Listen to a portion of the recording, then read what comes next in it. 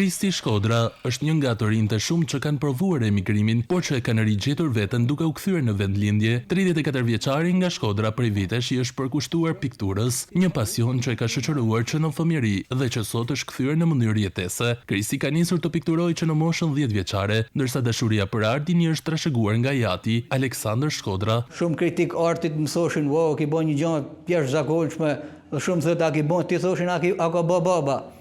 Për zotin thoshe kam bë unë dhe baba i thotë e kam lënë vetë në ata ujnat me qa, thotë baba.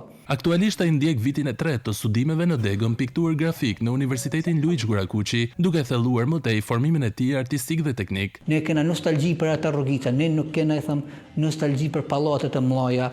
Për rrugët e mëdha kena po gjithkund në Europë e nuk na japin atë njësinë.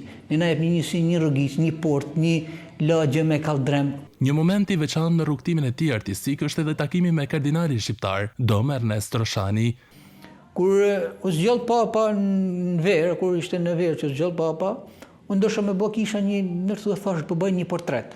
Po një atëherë sa e përfundova, sa kisha përfundu vetë, qytetërisht një mik i jemi, shikoj një lokal më thotë mu, a din se jam vetë me kardinalin, thotë të pi kafe, më tregon mu.